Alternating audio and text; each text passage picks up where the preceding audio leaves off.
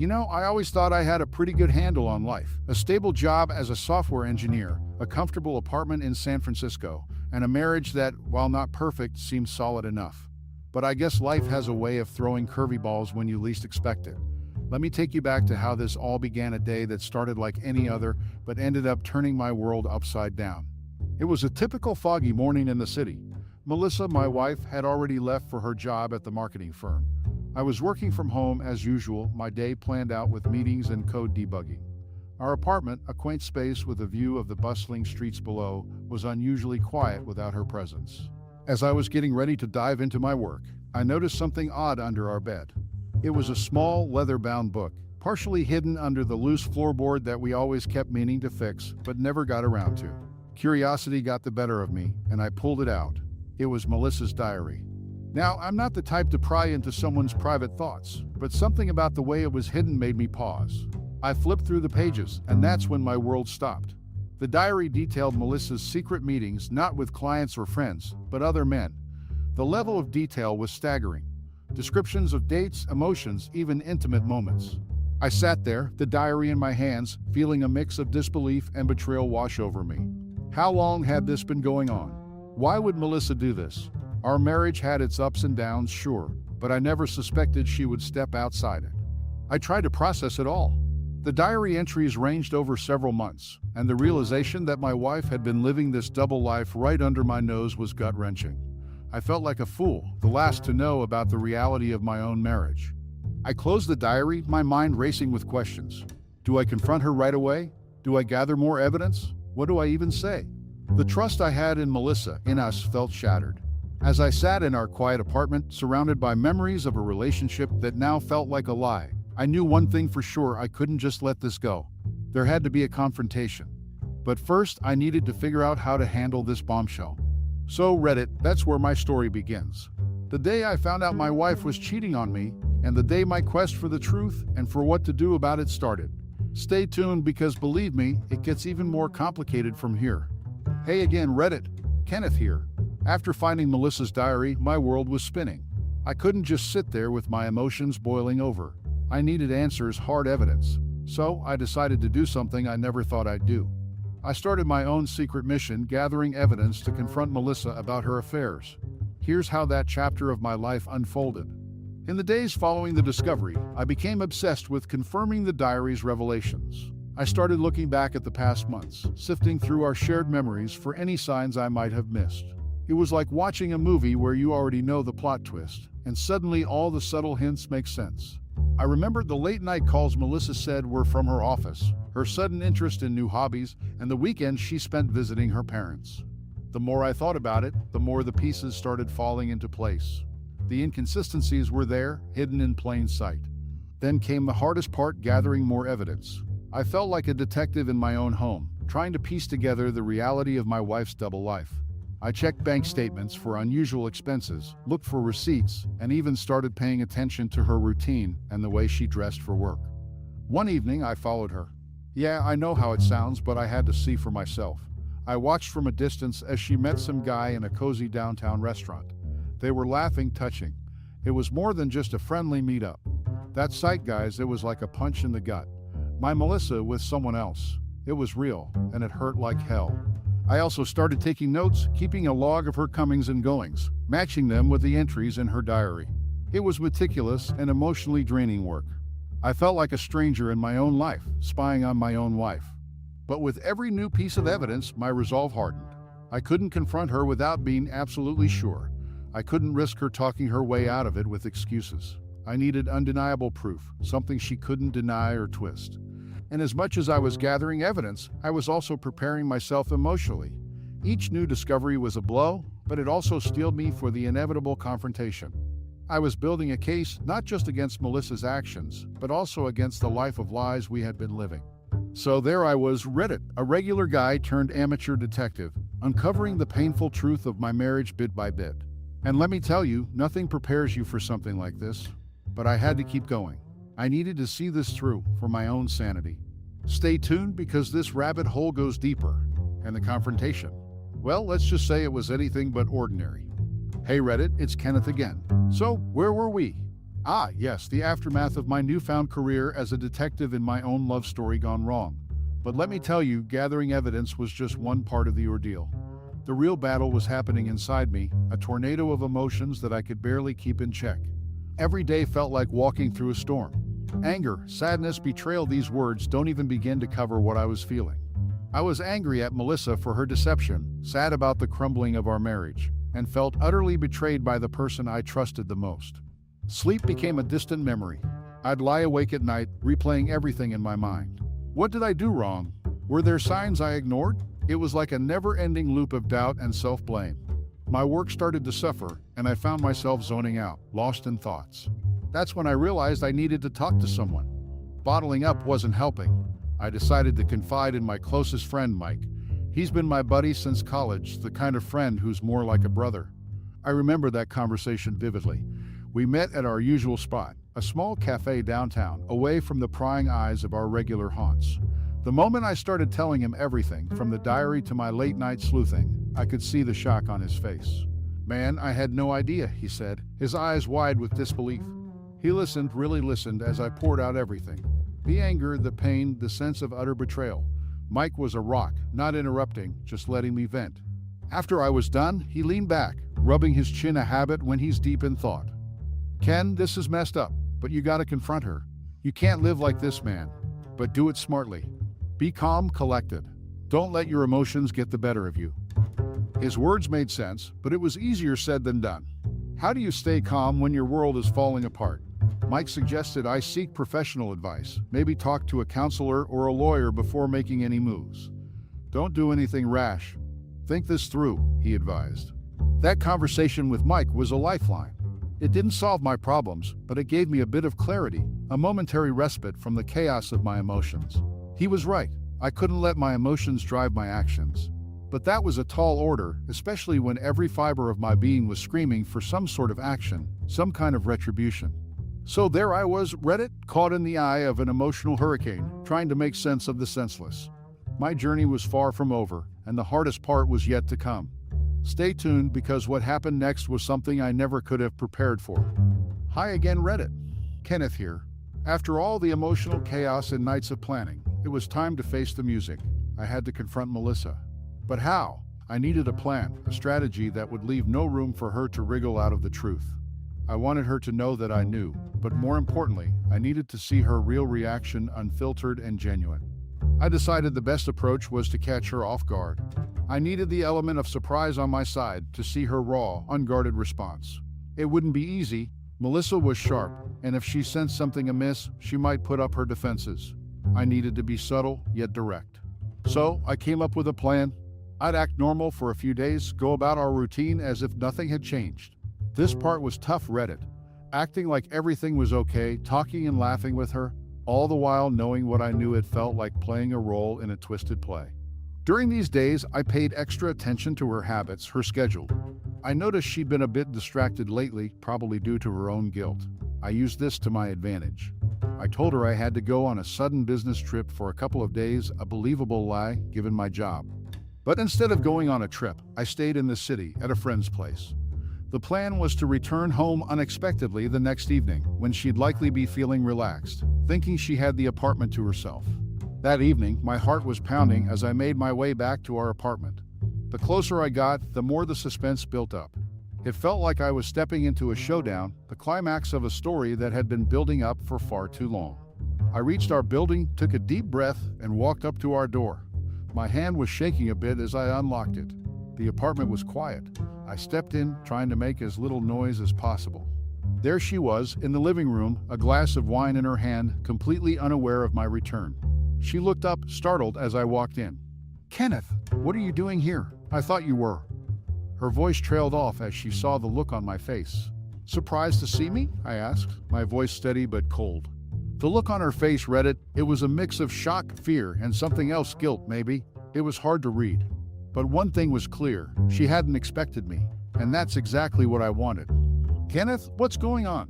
Why are you looking at me like that?" she stammered, setting her wine glass down. "We need to talk, Melissa. It's about time we had a real conversation," I said, my heart racing but my voice calm. And there we were, standing in our living room, the stage set for a confrontation that had been brewing for far too long. The air was thick with tension, and I knew that whatever happened next would change everything. So, Reddit, this was the moment of truth. The moment I'd been preparing for. Stay tuned, because what came next was a conversation I'll never forget. Hey Reddit, Kenneth here again. The moment had arrived, the confrontation I had been both dreading and eagerly anticipating. My heart was racing as I stood there in our living room facing Melissa. This was it, the moment of truth. Melissa, we need to talk about your meetings, I began, trying to keep my voice steady. Her eyes widened slightly, a hint of panic flickering across her face. What meetings? I don't know what you're talking about, Kenneth, she replied, her voice a mix of confusion and defensiveness. I could feel the anger bubbling inside me, but I knew I had to keep it in check. I'm talking about the meetings you've been having with other men, Melissa, the ones you've written about in your diary. I watched her closely, looking for any sign of her crumbling facade. Her face turned pale. My diary? You read my diary? She gasped, her voice rising. That's private. You had no right. I was ready for this, the deflection, the outrage. I think I had every right when it concerns our marriage, I countered firmly. I found it by accident, but what I read. Melissa, how could you? She started pacing, her hands wringing together. Kenneth, you're misunderstanding things. It's not what you think. They're just fantasies, nothing real. I haven't cheated on you. But I was prepared. Fantasies? Is that why I found receipts for hotels, charges for dinners at places we've never been together? Is that why you've been so distant lately? Her eyes darted around the room, as if looking for an escape. Kenneth, please, you're blowing this out of proportion. I love you. I would never do anything to hurt you. The denials, the gaslighting, it was all there. But I had one more card to play. Melissa, I followed you one evening. I saw you with him. I saw the way you were together. The color drained from her face. There was a long, heavy silence. Then, in a barely audible whisper, she said, You followed me? Yes, Melissa. I needed to know the truth, and now I do.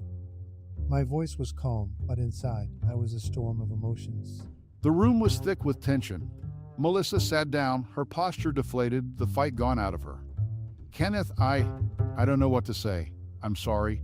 I never meant for any of this to happen. Sorry. The word echoed in my mind. Was it enough? Could it ever be enough? So there we were, Reddit, in the ruins of our marriage, surrounded by the debris of lies and betrayal. The confrontation I had imagined so many times had unfolded, but the feeling of victory I had expected was nowhere to be found. Instead, there was just emptiness, a hollow realization that things would never be the same again. Stay tuned, folks. The story doesn't end here. The aftermath of that confrontation led me down paths I never expected to walk.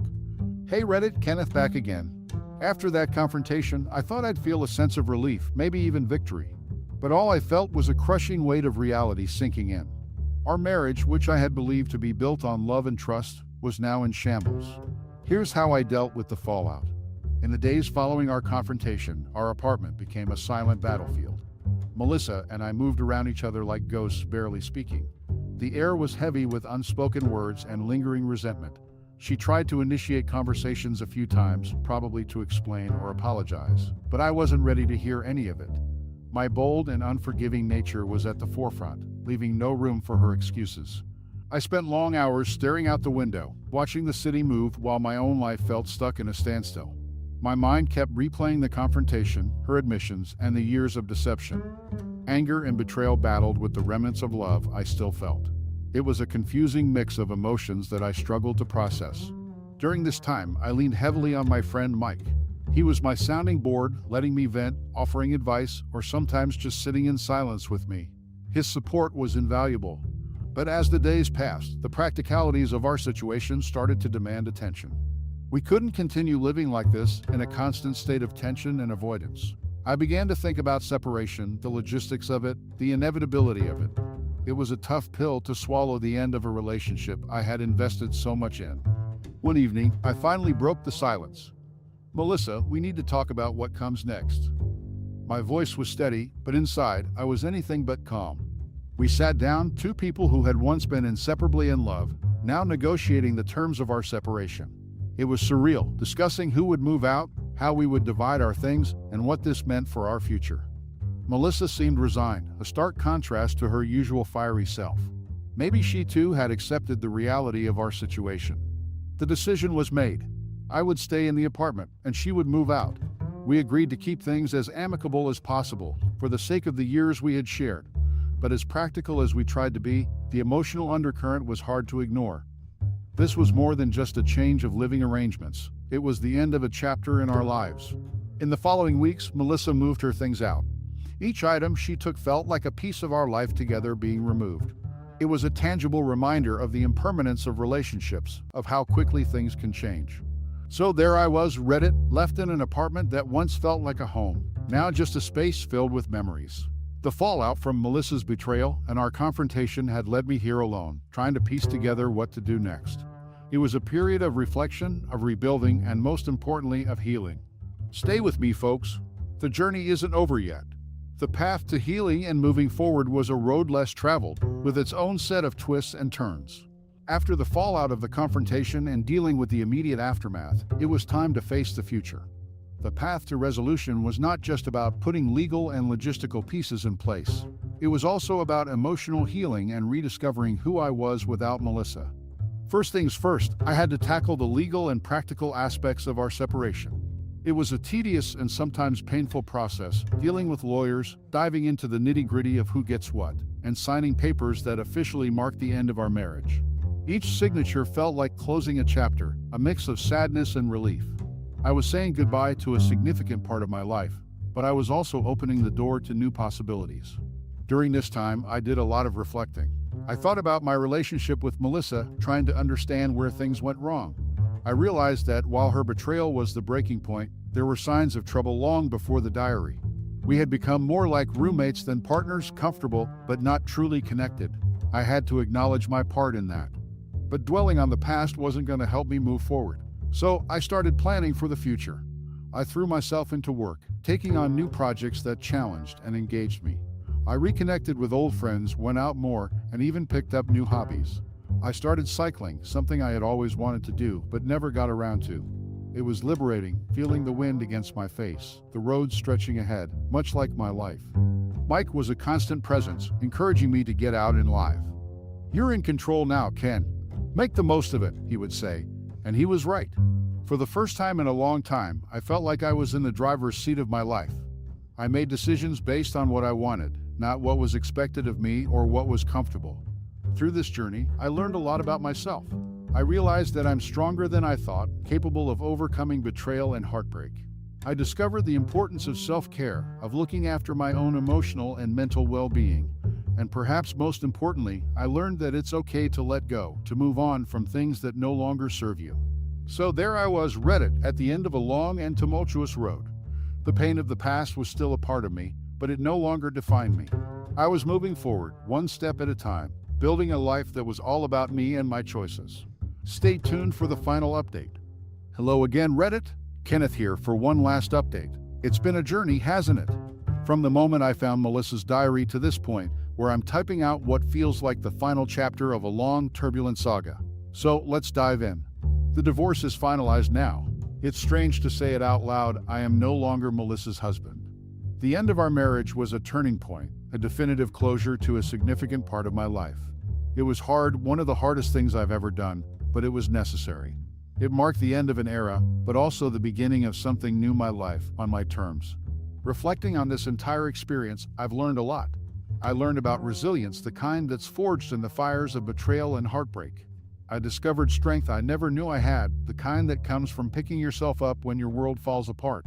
And I learned about forgiveness, not necessarily for Melissa, but for myself. Forgiving myself for not seeing the signs, for being a part of a failed marriage. It's been a process, but I'm getting there. As for my hopes for the future, they're brighter than I ever thought possible in the midst of my ordeal. I've started to reimagine my life, exploring possibilities that were once just distant thoughts. I've been traveling more, something I always wanted to do but never got around to. I've visited places I'd only seen in pictures, met new people, experienced different cultures. It's been eye-opening and incredibly liberating. I've also dived back into the dating pool, slowly but surely. I'm not rushing into anything, just enjoying meeting new people and experiencing new connections. I'm more cautious now, more aware of what I want and what I don't want in a relationship. It's a learning curve, but an exciting one. But the most significant change has been within me. I've embraced a new perspective on life, one that values the present, cherishes genuine connections, and looks forward to the future with optimism. I'm more in touch with who I am, what I want in life, and how I want to live it. So, Reddit, here I am. A man who went through one of the toughest times in his life and came out the other side stronger and more self-aware. It wasn't easy, but it was a journey worth taking. I've found closure, I've embraced my new life, and I'm excited about what the future holds. Thank you all for following my story, for your advice and your support. It's been an incredible comfort to share this journey with a community of strangers who became a part of my story. Here's to new beginnings and a future full of possibilities. Signing off, Kenneth.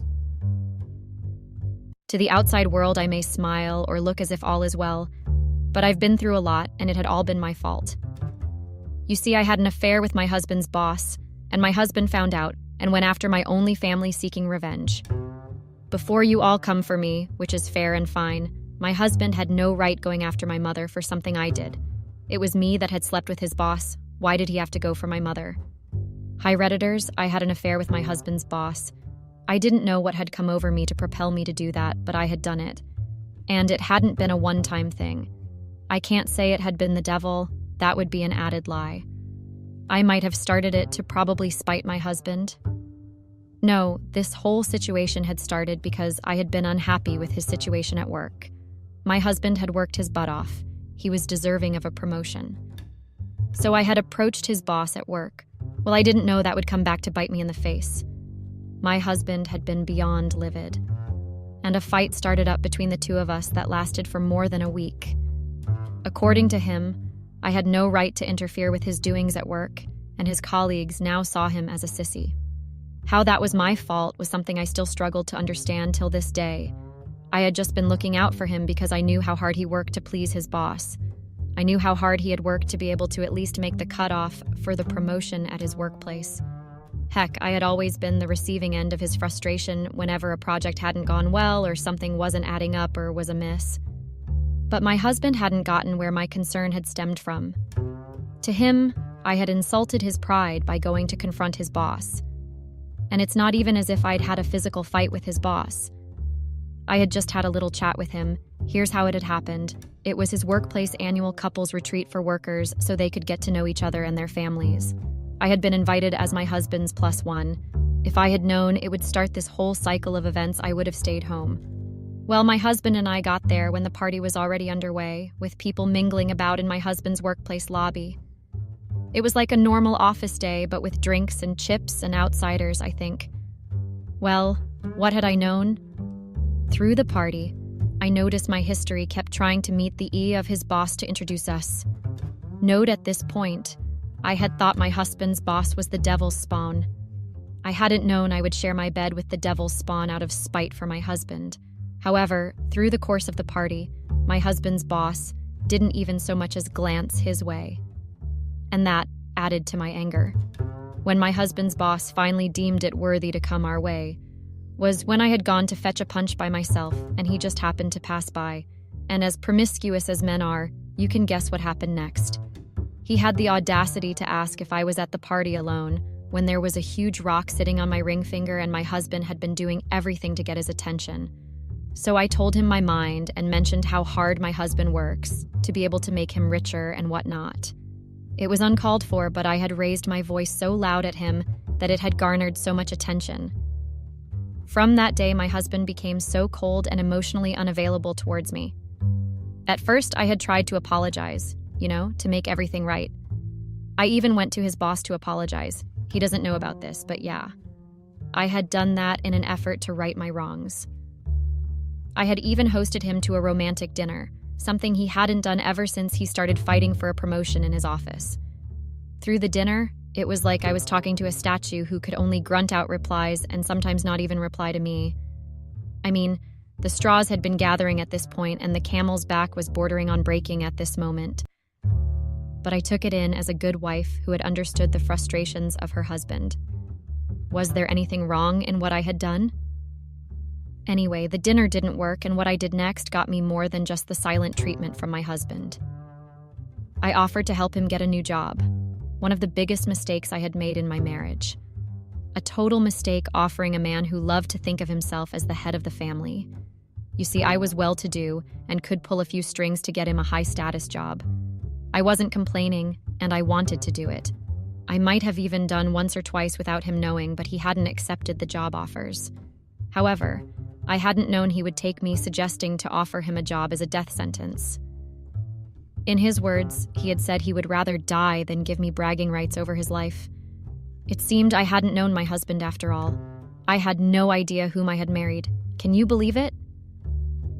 Before I delve in deeper to my experience on what led me to cheat on my husband, I want to give you all a little backstory about myself, my husband, and how we met.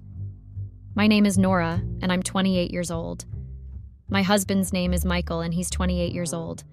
We had met 4 years ago. My husband's college frat had thrown a Halloween party, and I had followed a friend to go. I met my husband because we had both won Best Costume that night. And funny thing, we had matched through some weird twisted string of fate. I had gone as Daphne, he as Fred. That was how we had hit it off. We found out we were both in our second year and became close friends during that time.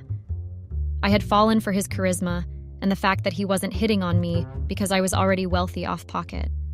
Most of the boyfriends I'd had before him had known I came from money and wanted to reap where they hadn't sown. You all needed to witness how they told me off when I broke it off with them. One had even called me a vain witch. So when I had been getting to know my husband, he hadn't shown those tendencies. Then we started dating a year later, and I introduced him to my family, and I had been right. I hadn't really been a great judge of character in my early adulthood, but I had been glad that I had done the right thing with my husband. We got married once we were done with college, and my husband got a job with his company without my help or the backing of my family. It had been nice watching him work from the scratch to provide for me as his little family. It had been more than nice, actually, but ever since the promotion hunt began, my marriage had turned into a nightmare. One I couldn't cope with anymore, so I had done what I had to do, not sleep with his boss. That came later. The main thing that had had my husband raise his voice and threaten to leave the marriage was when I had gone to see his boss to apologize for the fuss I had caused at the party. I had just wanted to offer an olive branch to his boss to see if maybe he would consider my husband for the promotion position, so I at least could have peace of mind. No. However, that seemed to have irked the life out of my husband, that I got a serious reprimand from him. On that day, I had never seen my husband act that way since I had known him. He was shouting, literally yelling and scattering things around the house and blaming me for all his problems. The words he had said to me wasn't something I could ever utter to someone in my life. They had been vulgar and demeaning and had me wondering how I had made the wrong choice in someone's character once again. Had he been hiding this side all along? How well did I truly know who I had married? I know you all would be thinking my husband shouting a few vulgar and demeaning words at me shouldn't be a reason enough for me to go and start having an affair with his boss. I didn't mean to, though. It had just happened, but I would be truthful and say my husband's demeaning words every night had been a push. Yep, you read right. Every night. My husband demeaned me ever since I had apologized to his boss. He had called me names, mummy's little girl and such, until I was pushed to leave the house because I couldn't take it anymore. I really couldn't. The day I had left the house for my husband to deal with his problems was the day I was pushed to drink. This was another mistake I regretted making. I should have just gone to my mother's place, but no, I had gone to drink away my frustrations with my husband. And I'm sure you guys can guess what happened next. My husband's boss happened next. Of all the bars in Manhattan, it was the one I had gone to nurture my wounds that the major cause of my problems decided to show up at. Talk about the devil. Of course he had to know who I was. That had to be the only reason he had approached me, and in my drunken haze, I had told him I found him handsome. Never drink alcohol, guys. It led to bad decisions. Bad decisions like following my husband's boss home for the night. Maybe I had done it to spite my husband. I admit to that before you all come for me. But someone should be able to understand my point of view. My marriage had already been ruined at that point. So I followed my husband's boss because in my head, my husband and I were over. These had been all my drunken thoughts. Thoughts that I would come to regret. I slept with my husband's boss. I had shared the same bed and exchanged human fluids with someone my husband looked up to at work. Oh my.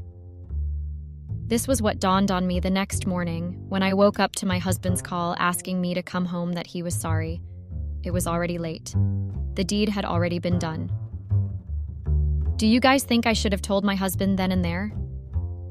Update 2. Well, back to narrating my experience. There was really nothing you all's advice could have done because the deed had already happened. I just wanted to know if you guys had been following. After the worst mistake of my life, I went back to my husband's house with guilt choking me to the brim, but I couldn't tell him. I know I had said I already saw my marriage as over, but those had just been the influence of alcohol. I didn't want my husband to leave me. I didn't want my marriage to end. It was one of the handful of things I had gotten right in my short life. I didn't want that ruined. And who hadn't made a cheating mistake before in their marriage? Even a look at another person that wasn't your spouse could be considered cheating. All of us married folks had cheated based on that line alone. So, I couldn't tell him. That would ruin my marriage for sure.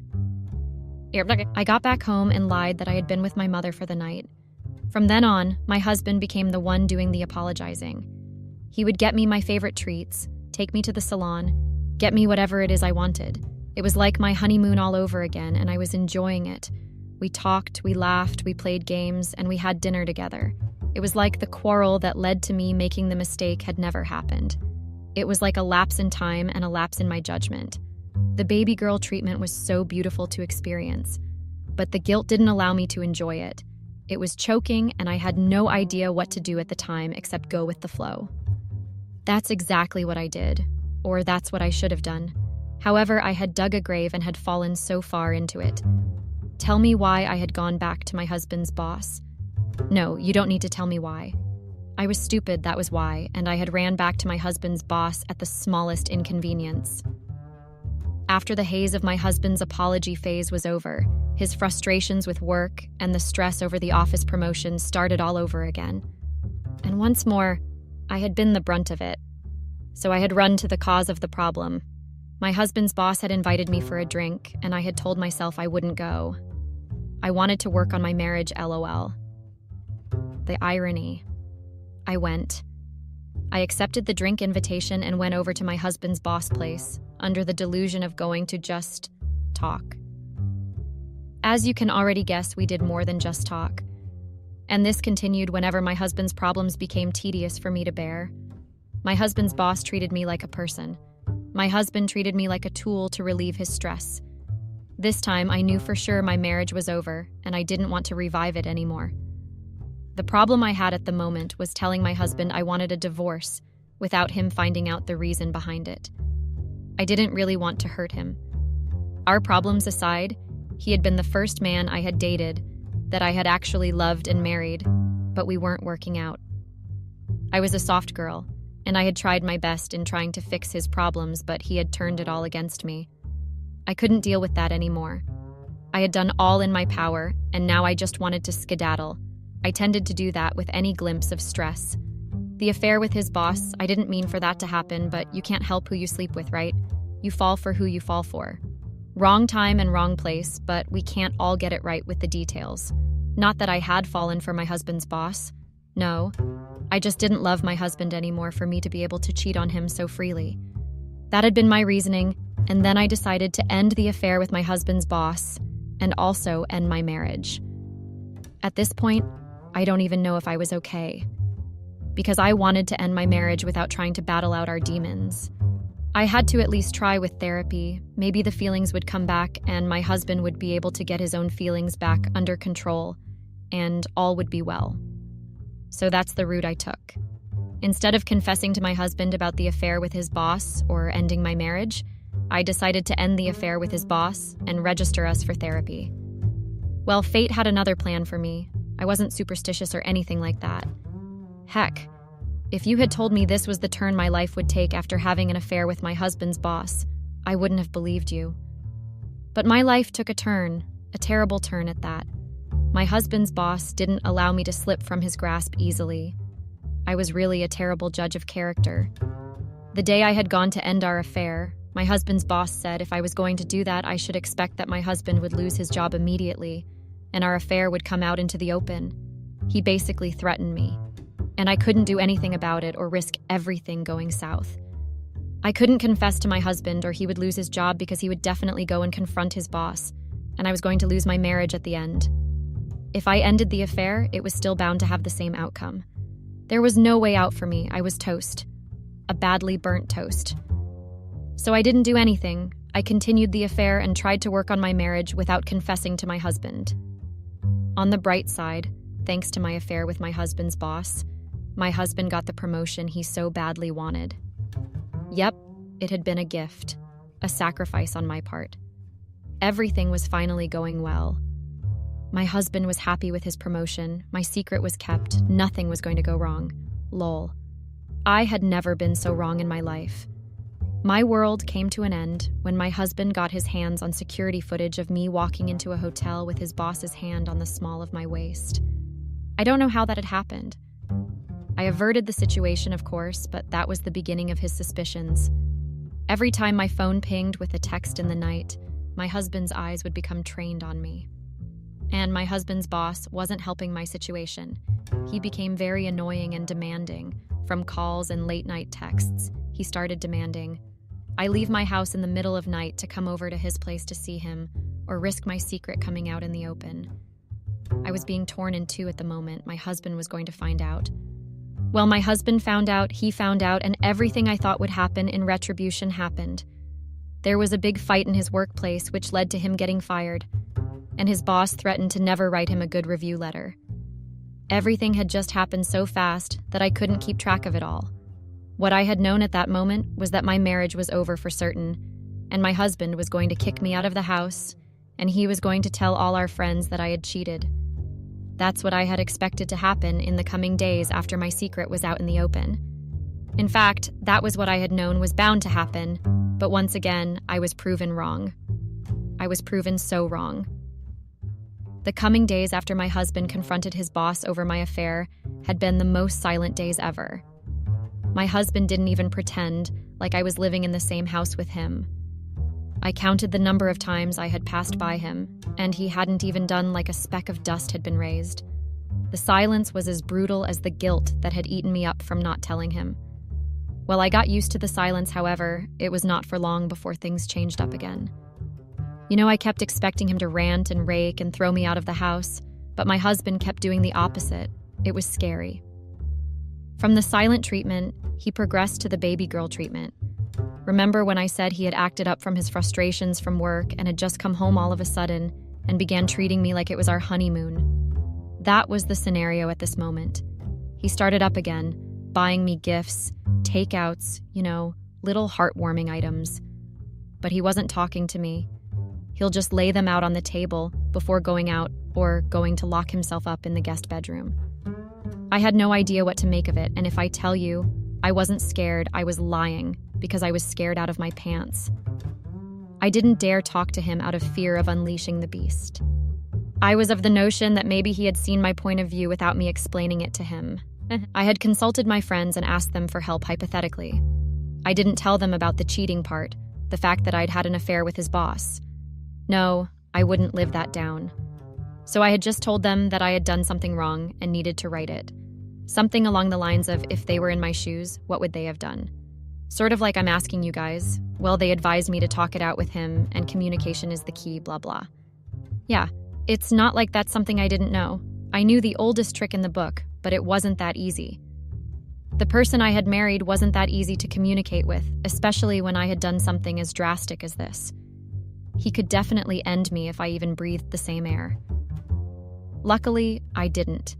I didn't have to, because he started talking to me again. Yeah, I was as confused as you all are right now when my husband uttered his first word to me after finding out that I'd had an affair with his boss. And it had been a question on whether my mother still ran our family company. I had been totally surprised and still confused as to why he wanted that information. I got my answer a few days later. Apparently my husband went to confront my mom.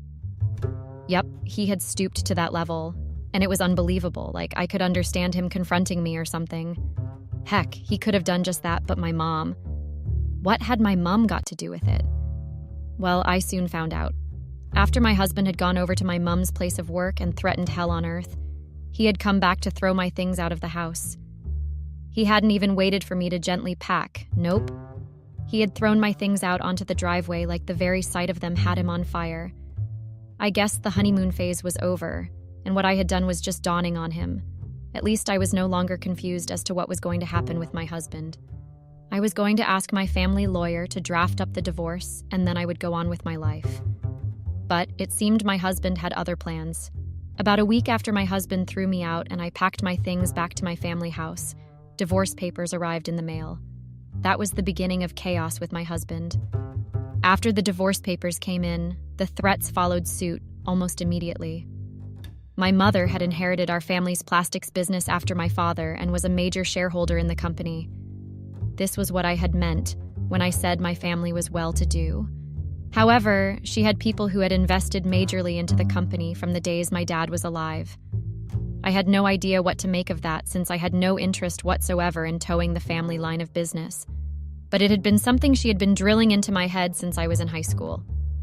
According to her, they were people watching and waiting for our downfall, so I should always be on my best behavior. It was as if we were in a drama or a soap opera, with the way she had said it. But I refused to believe people didn't have better things to do with their lives than watch someone else's. My family wasn't keeping up with the Kardashians, so I paid no mind to what she had said back then. Not that there was anything I had ever done that could bring disgrace to my family. I was Miss Goody Two-Shoes until this saga with my husband.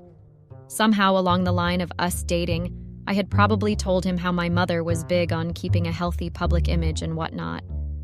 I didn't know he was going to use it against me. I had no idea that in the coming future, he would make me regret ever telling him anything about my life or knowing him in the first place. And he truly did make me regret ever knowing him. My husband decided to use my mother's weakness against her by threatening to tarnish our image to every news and media company he could find. Apparently, he had gathered evidence of me having an affair with his boss and decided to use it to set himself up for life. In his own words, I owed him after making him go crazy and lose his job. He had said it was the least I could do. Can you imagine the audacity of that man? He didn't know everything I'd ever done in our marriage had been for him. If it wasn't for him, it was because of him, and he thought he had the right to say, to even think, I owed him. Men truly had no shame. My husband truly had no shame. Heck, I had even offered to help him procure a job when the other one wanted to eat him alive, and he had turned me down only for him to resort to this. This stupid tactic. Blackmailing my mother to make up for his shortcomings. Man, I was beyond enraged. I was livid if there was a better word to describe how I felt. I was ready to have him arrested after I signed the divorce papers because no one made a nuisance of my family like that. I thought I had known who I had married, but I couldn't have had stupid plastered on my forehead any more than this. My mother was all for keeping things under the wraps about my divorce and the affair. I didn't mind. I really didn't care if people found out I had an affair with my husband's boss. I was telling whoever cared to listen that I had tried my best in my marriage. I had done what I had thought was best for my husband. He had gotten the promotion he wanted, hadn't he? Even though it had come at the expense of me sharing my bed. And I was already so deep that the only way to come out had been to hurt him. Sure, I had hurt him either way, but I never wanted things to reach that point in my life. The first time was a mistake. The second and third times had been out of frustration and someone to talk to, and the rest times hadn't been of my own will. I know I shouldn't be justifying cheating on my husband with his boss, but I need someone to understand my situation. I truly hadn't meant to, but if I hadn't done it, when would the man I had married show his true colors like this? When I'd popped out his kids? When I didn't have anyone to fall back on? I really needed to know how to be able to judge people's character on the first meeting. Was there a class someone could take for that? Well, I signed the divorce papers and handed it over to my lawyer, not wanting to have anything to do with my husband anymore. Absolute good riddance. My mother paid off his blackmail money, and I knew it wasn't a matter of time before he came back for more. Once a snake, always a snake. One could never hide their true colors forever. However, before my husband squandered the money my mother had paid him, He had asked for a meeting between me and my lawyer to finalize the divorce. I didn't want to see the bastard again, but I wanted to watch his face as I threw back everything I had ever done for him in our marriage and how he had treated me like garbage. And I also wanted to know the reason he had proposed a meeting in the first place. Of course, as you could all guess, my husband proposed a meeting to gloat and call me all sorts of wicked names you could come up with within your vocabulary. I had just sat back and watched the person I had said I do to diminish my whole life with his words. It had been painful because I truly loved him, and even though I had said I had done it out of spite at the beginning, I realized it's one of the stupid things you do to help the people you love. Well, something along those lines, but I was greatly disappointed because I remembered how excited I was on our wedding day. I remembered how I couldn't wait to end the day with his ring and his name as mine.